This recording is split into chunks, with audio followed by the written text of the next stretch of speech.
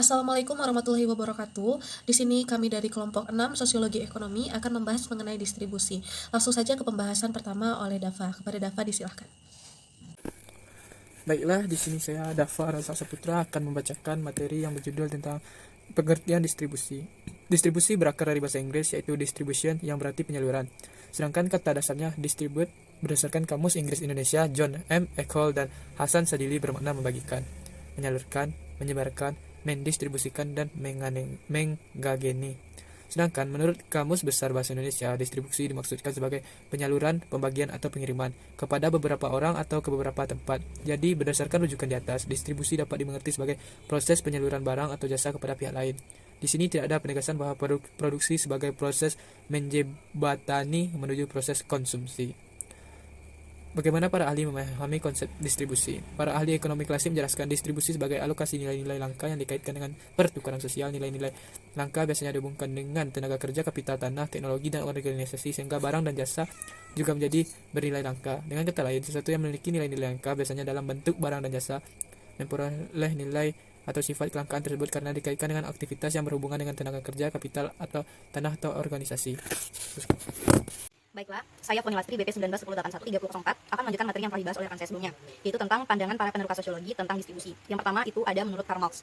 Dalam buku yang berjudul A Critique of Political Economy, Karl Marx menjelaskan 3 tipe sirkulasi komoditi yang dialami umat manusia sepanjang sejarah. Yang pertama yaitu komoditi sejarah, yaitu suatu komoditi yang ditukar langsung dengan komoditi lainnya, seperti penukaran barang dengan barang atau sering juga disebut dengan istilah barter. Misalnya, seorang petani menukarkan sekarung beras dengan sekarung ikan kepada seorang nelayan. Dalam tipe ini, para aktor melakukan interaksi sosial dan mereka dapat saling mengontrol perilaku mereka. Tipe yang kedua yaitu bentuk lanjut dari tipe yang pertama, yaitu komoditi dikonversikan ke dalam uang. Kemudian uang dikonversikan lagi ke dalam komoditi. Misalnya, nelayan menjual hasil tangkapannya untuk mendapatkan uang. Kemudian uang hasil penjualannya tersebut digunakan untuk membeli beras. Dan tipe yang ketiga yaitu uang digunakan untuk membeli komoditi. Kemudian komoditi dijual untuk memperoleh uang. Biasanya tipe ini dilakukan dalam kegiatan bisnis. Peneroka selanjutnya yaitu ada George Simmel. Simmel hanya menyentuh salah satu aspek dari distribusi mengenai sosiologi tentang distribusi, yaitu uang. Dalam buku yang berjudul The Philosophy of Money, yang merupakan karya monumental dan sebagai buku rujukan utama, dalam bukunya tersebut Simmel mulai dengan diskusi tentang bentuk-bentuk umum dari uang dan nilai. Kemudian dia menjelaskan tentang dampak uang terhadap inner world dari aktor dan terhadap budaya secara umum. Menurut Simmel, nilai dari sesuatu berasal dari kemampuan orang menempatkan diri mereka sendiri pada jarak yang tepat terhadap objek. Dalam konteks ini, nilai secara umum, Simmel membicarakan uang. Dalam realitas ekonomi, uang melayani baik untuk menciptakan jarak terhadap objek, juga memberikan sarana untuk mendapatkan jalan keluarnya. Beberapa dampak perkembangan ekonomi uang terhadap individu dan masyarakat adalah munculnya sinsime dan kebosanan. Dari sisi lain, menurut Simmel itu berarti pula uang mereduksi semua nilai kemanusiaan ke dalam istilah moneter. Bagi Simmel, uang selain mengandung instrumen impersonal juga mempunyai aspek pembebasan. Dengan putusnya hubungan-hubungan personal dalam lingkungan tradisional, uang memberikan kepada setiap individu kebebasan memilih kerangka dan kerabat kerja dalam pertukaran ekonomi. Saya Reza Wiryantama, BP 1910811026. Baiklah, di sini saya akan menjelaskan materi yang selanjutnya, yaitu menurut Weber. Menurut Weber, tindakan sosial di pasar bermula dari persaingan dan berakhir dengan pertukaran. Weber melihat bahwa suatu pasar ada di mana terdapat kompetisi bagi kesempatan dari pertukaran di antara suatu keberagaman partai yang potensial. Selanjutnya itu menurut Karl Polanyi. Kehidupan ekonomi dalam masyarakat praindustri diatur oleh keluarga subsistensi, resiprositas, dan redistribusi. Dalam masyarakat modern, sistem redistribusi disebut tidak lagi dominan, karena telah digantikan oleh ekonomi pasar yang ditandai dengan pasar yang mengatur dirinya sendiri.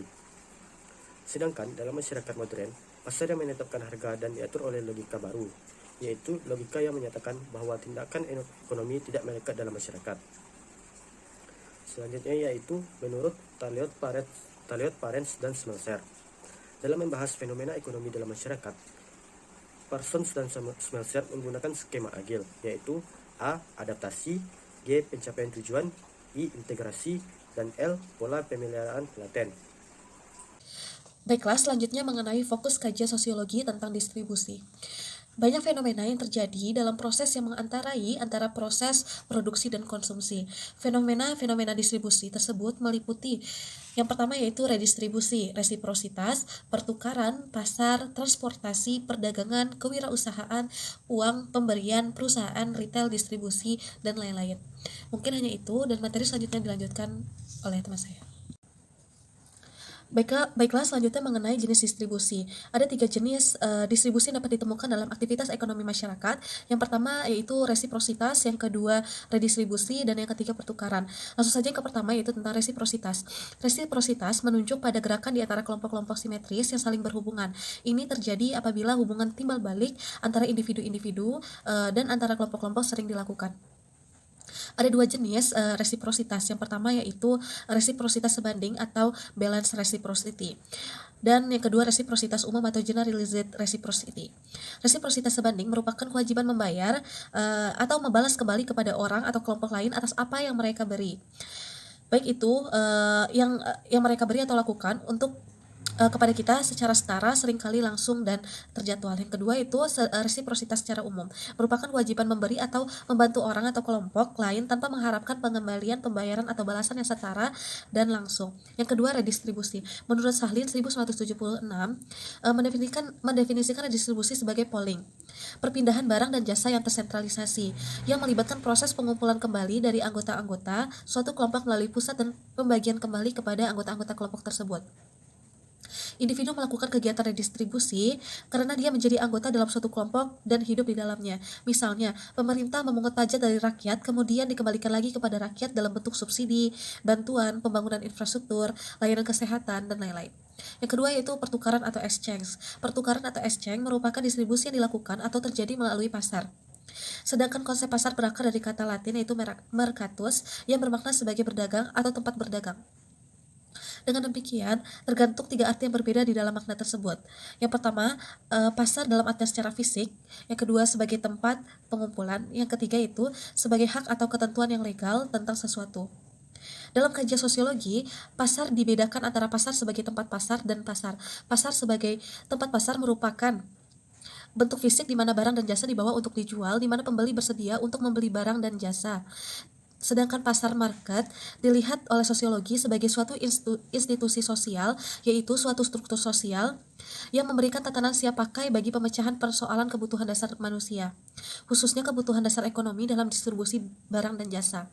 Oleh sebab itu, pasar biasa dipandang sebagai serangkaian hubungan sosial yang terorganisasi di seputar proses jual beli sesuatu yang berharga. Sekian, terima kasih.